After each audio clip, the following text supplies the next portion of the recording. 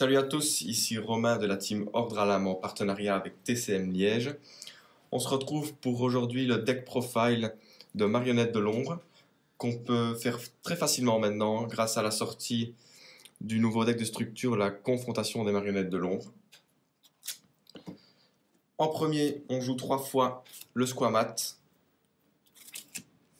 Comme vous le savez, le deck Marionnettes de l'ombre est basé sur 2 mécaniques simples, l'effet flip et l'effet lorsque la carte est envoyée au cimetière.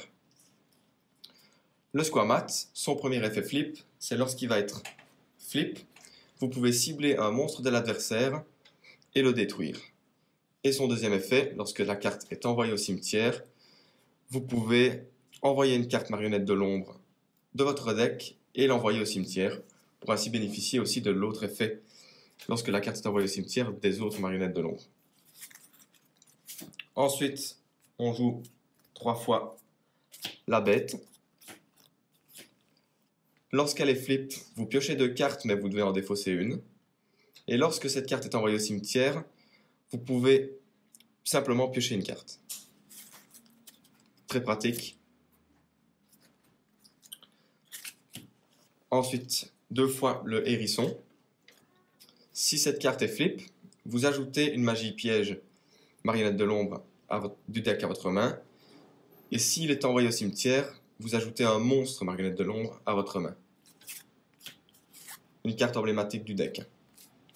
Très importante pour ajouter ce qui vous manque à votre main. Ensuite, on joue 2 faucons. Premier effet flip, vous ciblez un marionnette de l'ombre de votre cimetière et vous l'invoquez spécialement en position de défense.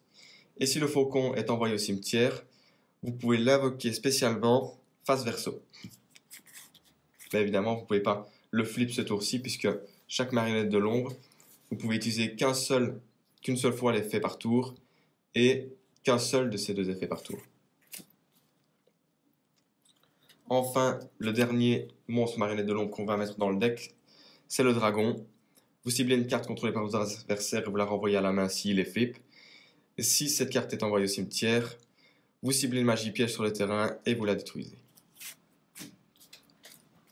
Ensuite, une carte qui est beaucoup jouée, même dans Orcrust, mathématicien. Si elle est invoquée normalement, vous envoyez un monstre de maximum niveau 4 du deck au cimetière. Et si le mathématicien est détruit au combat et qu'il est envoyé au cimetière, vous piochez une carte. C'est important aussi, le combo avec le mathématicien, vous envoyez une carte marionnette de l'ombre dans votre cimetière et l'effet du marionnette de l'ombre passe. Ensuite, un clone farceur, aussi présent dans le deck de structure. Si elle est envoyée au cimetière, vous ciblez un autre monstre mage artiste dans votre cimetière et vous l'invoquez spécialement. Et son attaque et sa défense deviennent 0. Et ensuite, vous prenez 1000 points de dégâts. Alors pourquoi on le joue? Parce qu'on joue aussi, dans ce deck-ci, 3 autres mages artistes. Malheureusement, ils ne sont pas présents dans le deck de structure, mais vous pouvez vous les procurer facilement. Ils coûtent chacun 2, je pense que c'est 2 cents, 2 cents et 4 cents. Quels sont leurs effets? Celui qui va être le plus intéressant, c'est le jongleur. Le jongleur, lorsque c'est une battle phase, vous pouvez vous défausser cette carte et vous ne recevrez aucun dégât pendant cette battle phase.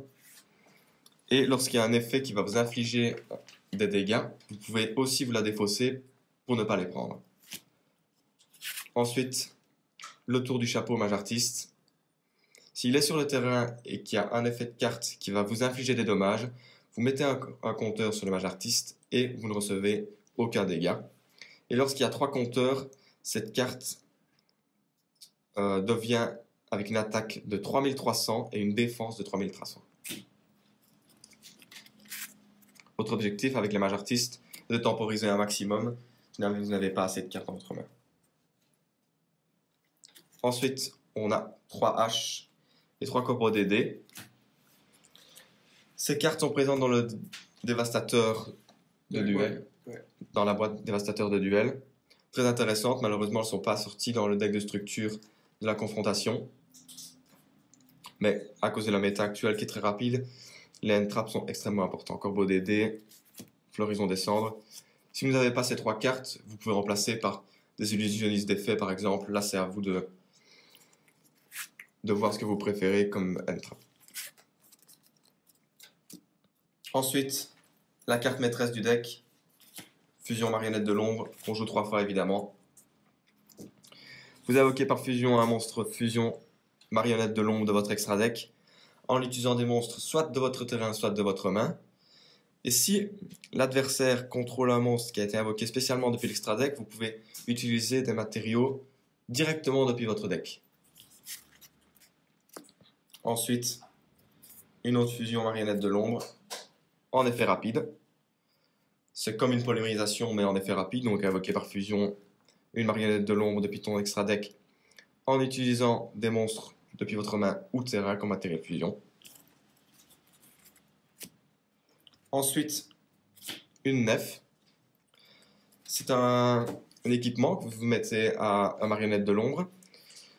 À chaque tour, vous déclarez un attribut et le monstre équipé devient de cet attribut. Et durant votre main phase, vous pouvez invoquer par fusion une marionnette de l'ombre en utilisant absolument le monstre équipé et d'autres monstres de votre main ou du terrain. Très intéressant, si jamais vous voulez mettre par exemple un monstre feu et que vous n'avez pas de monstre feu, vous équipez un de vos monstres marionnettes de l'ombre avec cette carte et vous déclarez l'attribut feu pour l'invoquer. Ensuite, super polymérisation.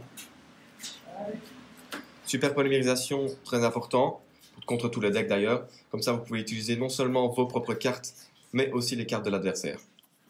En effet rapide, et on ne peut pas répondre à cet effet. On joue une fois Pot d'Avarice, qui a été déban, mais qui est toujours passé à 1. Vous ciblez 5 monstres dans votre cimetière, vous les mélangez tous les 5 dans votre deck, et puis vous piochez 2 cartes.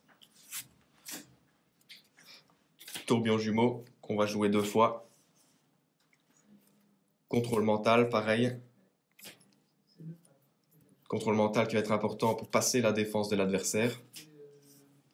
Et tourbillon jumeau, si jamais il y a trop de MP au niveau de l'adversaire, vous défaussez une carte, puis vous ciblez 2 magies pièges sur le terrain, vous les détruisez. Comme vous défaussez la carte, si vous défaussez un monstre marionnette de l'ombre, l'effet du marionnette de l'ombre passe quand même. Pareil pour le sacrifice inutile. Vous envoyez du deck au cimetière et l'effet marionnette de l'ombre passe aussi. Enfin, on ne joue qu'une seule piège, noyau marionnette de l'ombre. Lorsque vous faites son effet, vous invoquez justement cette carte piège, qui reste une carte piège, mais qui devient en même temps un magicien ténèbres niveau 9, avec l'attaque de 1450 et défense de 1950. Et vous pouvez l'utiliser comme matériel fusion si la fusion demande un attribut spécifique. Imaginons qu'on demande un attribut feu pour la fusion, vous pouvez l'utiliser comme étant un matériel de cet attribut. On passe à l'extra deck en parlant de l'attribut feu.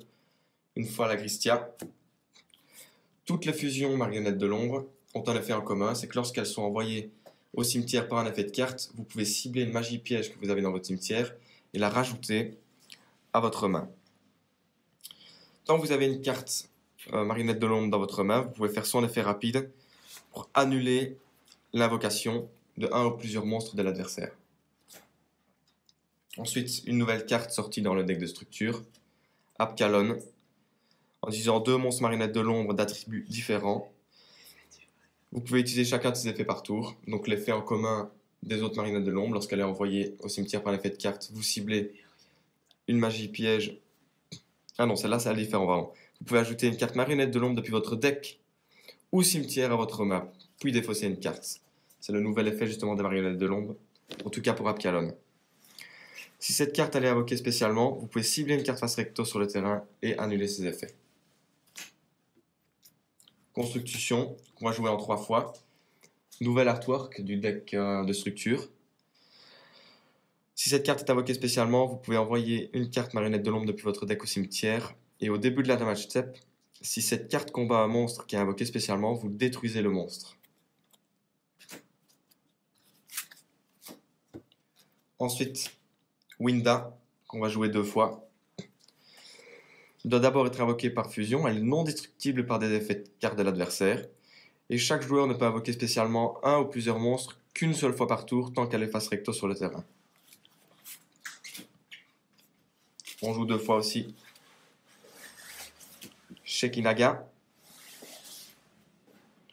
Lorsqu'un monstre invoqué spécialement active son effet, vous pouvez vous défausser une carte manette de l'ombre de votre main et annuler l'effet du monstre. Ensuite, on passe au Link. 3 Links du deck de structure. Construction marionnette de l'ombre. Attention que cette carte ne pointe uniquement à gauche et à droite. Le plus important, c'est son effet qu'il y a dans le cimetière. Lorsqu'elle est dans le cimetière, vous pouvez envoyer une carte marionnette de l'ombre de votre main ou terrain face recto au cimetière et invoquer spécialement cette carte. Comme ça, vous débloquez justement 2 zones pour l'extra dans vos monstres main. Son autre effet, c'est durant votre main phase, vous pouvez invoquer par fusion un monstre marionnette de l'ombre depuis votre extra deck en utilisant des monstres depuis votre main ou terrain comme matériel fusion. Enfin, on passe à 3 autres links qui ne sont pas présents dans le deck de structure, mais qu'on peut facilement se procurer. Un phénix et une licorne, qui passent dans tous les decks. L'effet du phénix, lorsqu'il est invoqué par lien, vous vous défaussez d'une carte, et puis vous ciblez une magie ou piège sur le terrain, vous la détruisez. Si il est collier, vous piochez une carte. La licorne, c'est vous ciblez une carte sur le terrain, puis vous la détruisez. Et pareil, si elle est collier, vous piochez une carte. Et le mouton de la croix, lorsque vous invoquez un monstre de l'extra dans une de ces zones pointées, vous avez un effet pour le type du monstre invoqué. Nous, on va en général utiliser les fusions. Si on invoque spécialement une fusion dans une zone pointée par cette carte, vous pouvez invoquer un monstre de votre deck de maximum niveau 4. C'était tout pour ce deck Shadow. Il va sûrement faire des performances maintenant avec la Master Roll 5 qui sort en avril. C'est ça. Je vous souhaite vraiment de prendre ce nouveau deck de structure. Il n'y a pas uniquement des cartes Shadow dedans, il y a beaucoup de N-Trap, de Staples aussi. C'est un très bon investissement. Franchement, je vous le conseille. Sur ce, je vous laisse. À plus.